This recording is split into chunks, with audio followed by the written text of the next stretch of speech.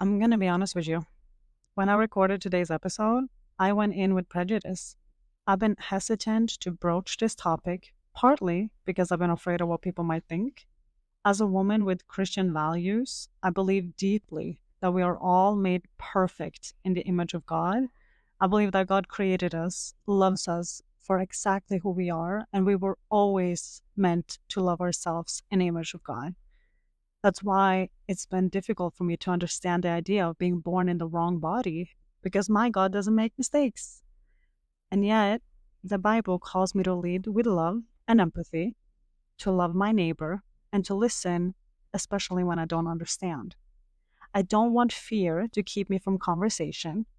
And thank goodness that I didn't, because getting to know Bobbi has been truly, truly great. To hear what she has been going through her life, and to know what we are all capable of overcoming. I want to hear everyone's stories, especially the ones that intrigue me and challenge me. So as you listen to today's episode, I invite you to keep an open mind. Remember, we're all shaped by the experiences we've lived through, and those experiences look different to everyone. Welcome to Becoming Secure with Mag's Mindset.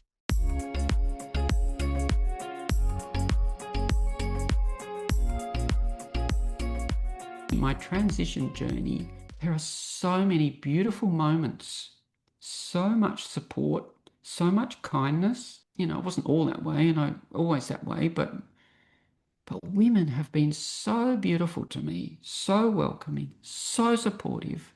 All this stuff that's going on in the world regarding trans people. It's not been my experience. I've just been so accepted. And I have such feminine energy. And I sit in women's circles and they just see me as a woman, and I am a woman. And owning that myself, my own self-acceptance, has been really big challenge. Really big challenge because I would doubt myself. I would feel, do I have the right to show up and express myself as a woman? And am I behaving in this way because it's me or because it's a hangover from my previous masculine self? These questions, it's just been really hard to come to terms with who I am, but I am much better at it now. I am much more accepting, and I just love who I am now and how I show up. And I walk out in the street and nobody questions who I am. Ladies' toilets, no issue. I've done that since the day I transitioned.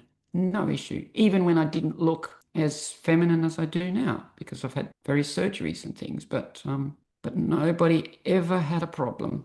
I'm just a woman on a different journey to my womanhood, as all trans people are. They're on journeys to their authentic selves. And in this time, when there is a lot of anti-trans stuff going on, transphobia and all this rhetoric and all these narratives that are going on, I really think that we are missing the gift. We are all transitioning.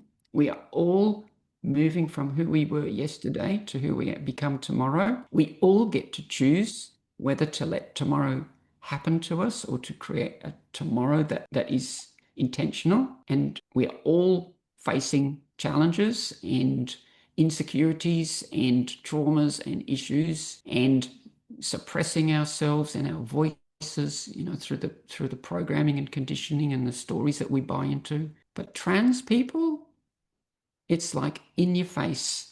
This person is on the journey from here to there and they've not arrived yet. We need to be compassionate about that, and we need to recognize that they are showing such courage because it's so hard, and still they show up.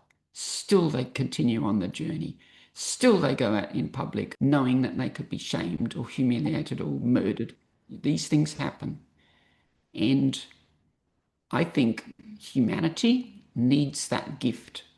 I think we need to be so much more open-minded, accepting, and recognizing what, quote unquote, others have to offer us. There's definitely a lot to unpack here, and I find myself in a place where I have questions and curiosities. And when it comes to talking with you and we're having a conversation and we're sharing life experiences and we're talking about here's where I was and here's where I am at now, and my true intention is to get to know myself better so that I can go authentically into the world.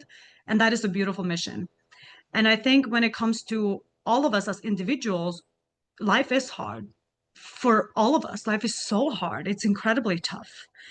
And the gift that you talk about of all of the set of experiences that shape us is also gifts because it teaches us how to utilize these tools onto how to navigate life. And that is what the introspective journey is all about. And that is a beautiful journey that every individual get to go on, right? No matter how we identify. And what I do, where my I don't want to call it concern. I guess it's just lack of information, I suppose, or a lack of knowledge when it comes to a lot of these things. Because, I mean, of course, living in San Francisco, I've been exposed to the community a lot.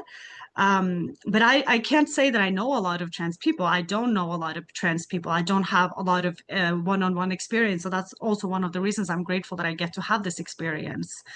I think where a lot of the concern is coming from in society as a whole, or where I too find myself questioning, is when it comes to the age of it all. Because when you and I are talking and you're sharing how you made this journey and you transitioned when you were an adult, you're coming from a place where you truly know yourself.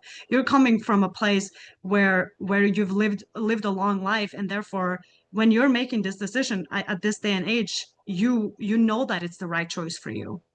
But I don't know if a 16-year-old making that choice knows what that consequence can possibly mean for them. So when it comes to details such as like what age would it be okay to do the whole legal process of changing gender when it comes, because it's a surgery you have to do. So I can understand why people worry about that part, because I find myself worrying about it myself, that, hey, I, as much as anybody else, would want to just be myself 100% and fully, and to show up in the world exactly as I am without judgment. I think all of us want that. I think all of us share that desire. And you talk about this so gracefully. And although I do not disagree with you even the slightest when it comes to everyone being able to show up authentically as who they are, I think my only concern is, and I would love your thoughts on this, is are they safe to make this choice and then change their mind again if they later in life decided that they wanted children, for instance? But when it comes to just being yourself fully and authentically, you have me on board 100%.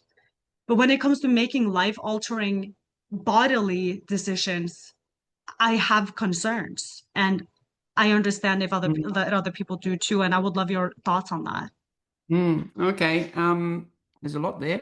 So, uh, yeah. So for me, I already had children, and I was later in life and everything, and but I have friends who are in their 20s, and they can do when you have that surgery, if you choose to have that surgery, and firstly, may I just say there are no rules on how to be a trans person. There are no rules.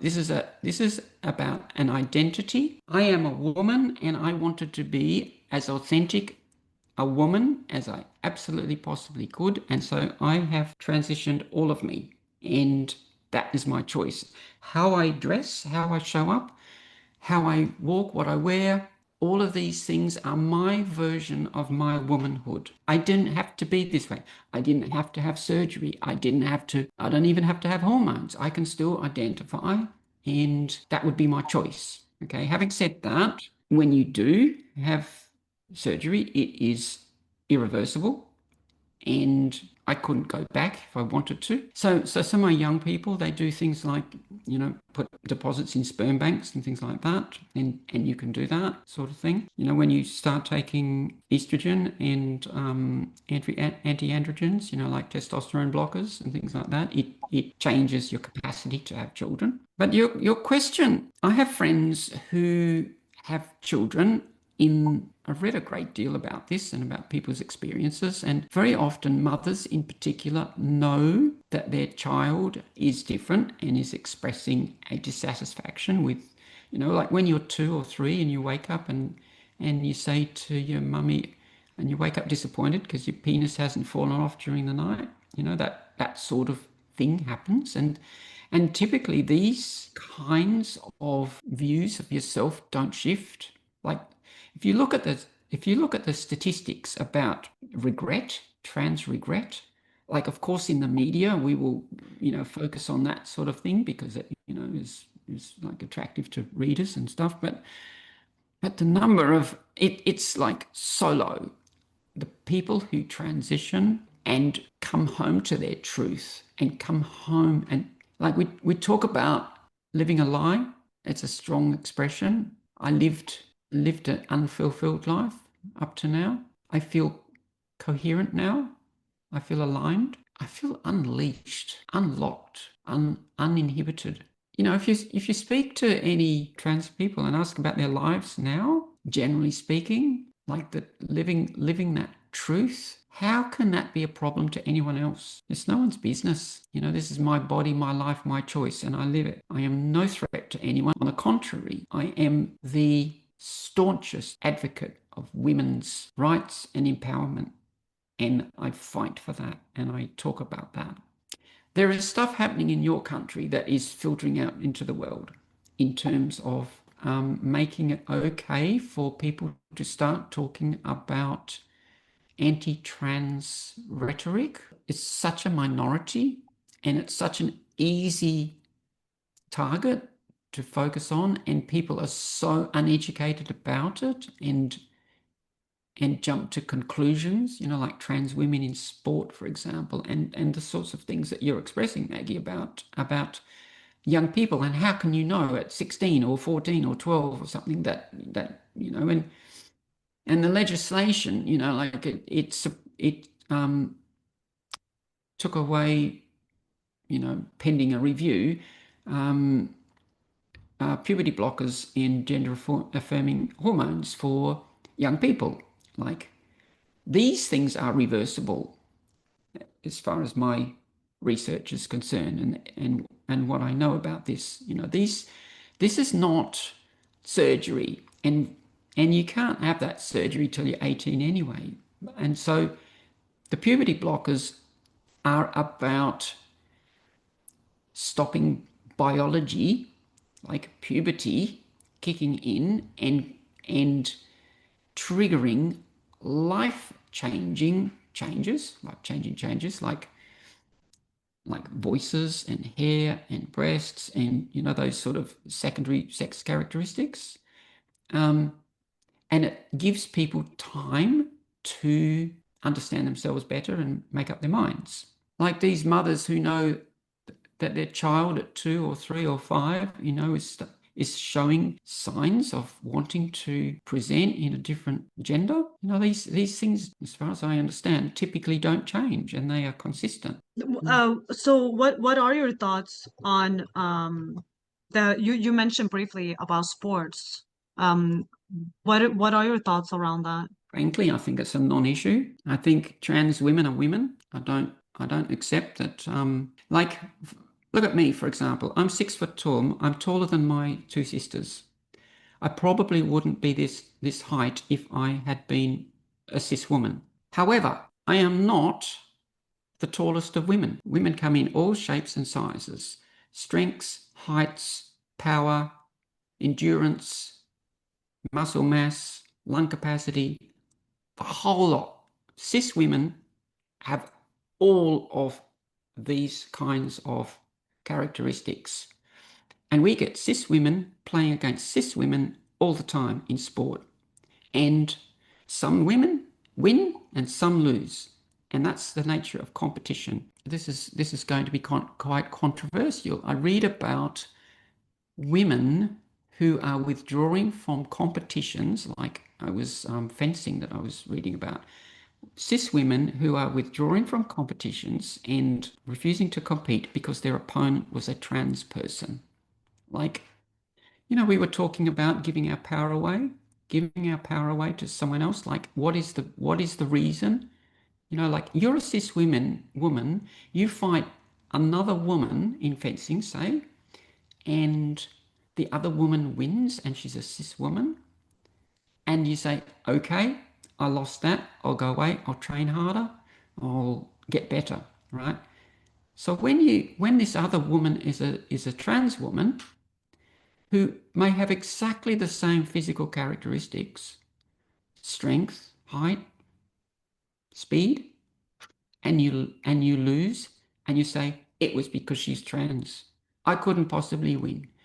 Like, how can this benefit women when we say we can't compete against this person because they are a trans woman and they've come from this this journey of puberty and development and so forth like that. Aren't we better off saying, fine, she's a woman, I'll fight her. If I lose, I'll get better. But when you give your power away, you blame it. I don't think that's of service to women. I don't think it's of service to humanity when we find reasons why we're not good enough. Yeah. I think that there's certain, like when it comes to this particular topic about like sports, we just probably share a little bit of a different view on this. And the reason why is because, well, we know there's differences between men and women. We wouldn't be having this conversation if it wasn't, right? I mean, you're on estrogen because that leaves you to become more of a woman, right? So it's safe to say that men and women are different. Women who are born women have a lesser advantage against a woman who wasn't born a woman, and I believe that's just facts. I can empathize with the women who feel that they're facing an unfair competitor when facing a trans person. I can empathize with that. I can see that point of view. That being said, I mean, I still believe that they should be able to play sports. I feel like everyone should be able to play and to take part in a team, no matter what they identify as.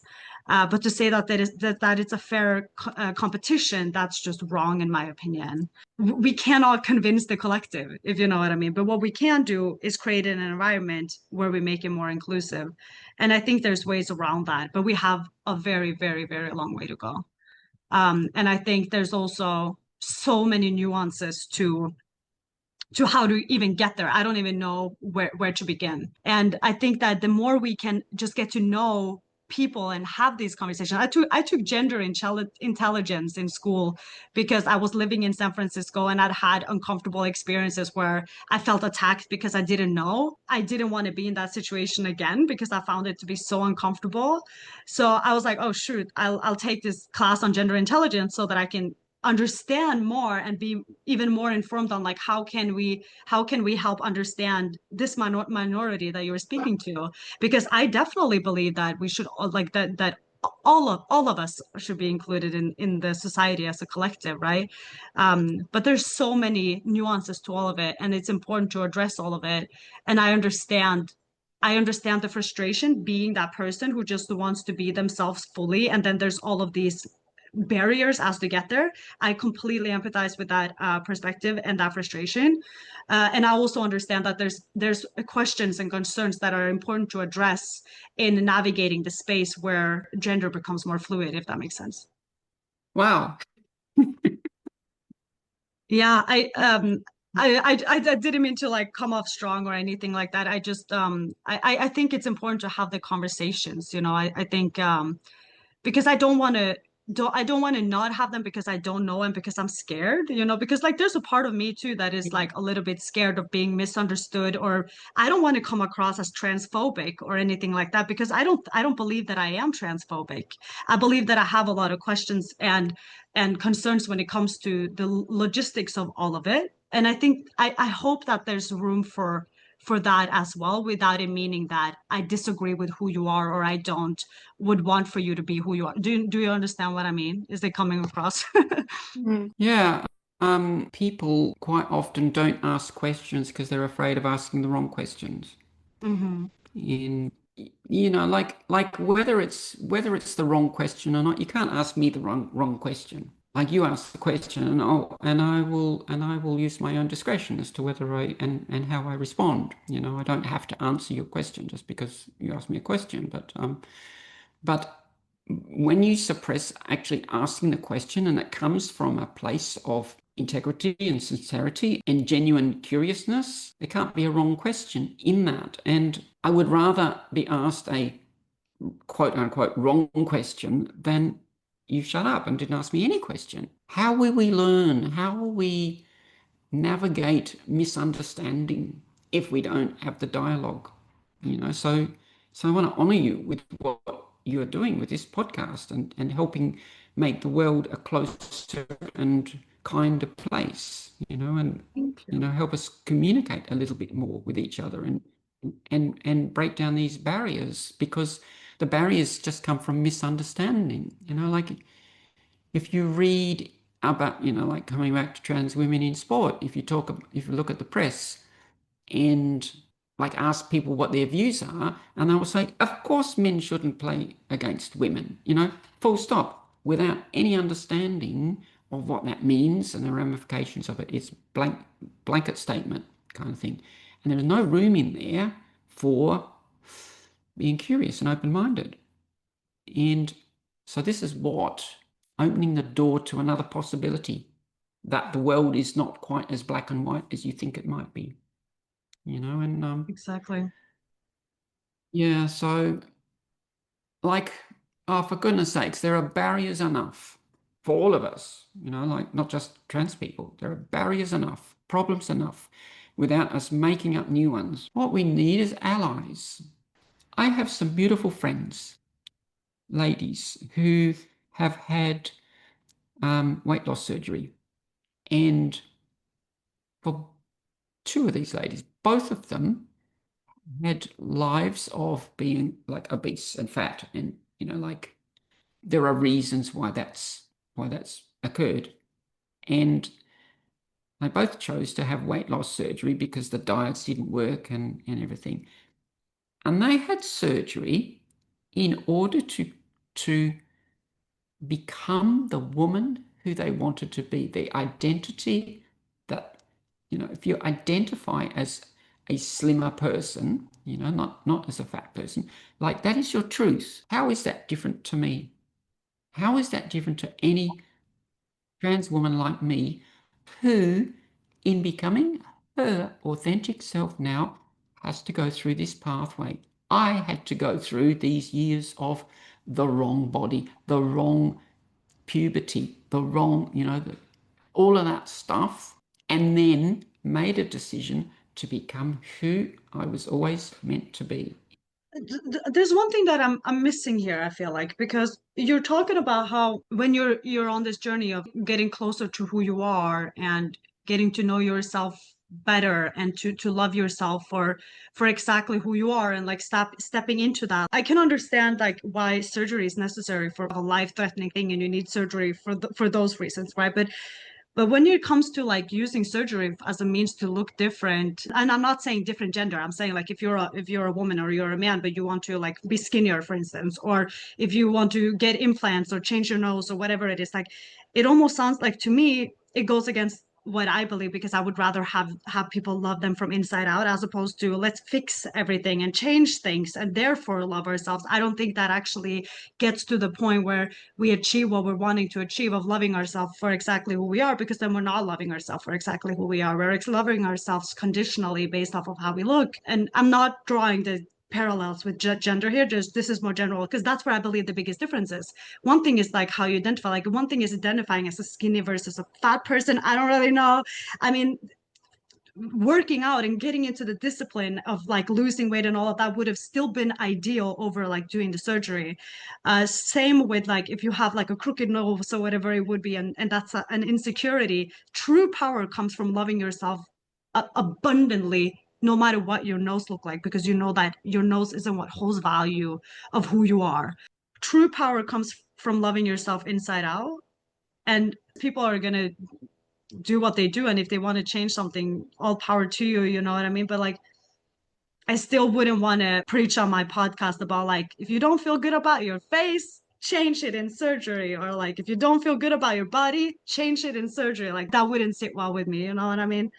No, like you're absolutely right about, like learning to accept, Mm-hmm. like self-acceptance is, but I'm not going to make anyone wrong for making the choices that they make, Mm-hmm. because it can make a massive difference to people's self-concept, how they Mm-hmm. feel about themselves, and their and their confidence in the world. We all walk in our own shoes on our own path, and nobody can see life from my point of view, and I can't see your life from your point of view. I never will, and thank goodness, because I'm pretty happy with mine. Yeah, so Yeah. That's a great way to wrap it up. Bobbi, it's been so great to get to know you better and to get to take part in this conversation. I'm truly grateful. So thank you so much for your time. thank you, Maggie. I've really enjoyed this. If you want to get to know Bobbi better or to contact Bobbi, you can find her contact information in the description below. And as always, stay curious and get to know yourself.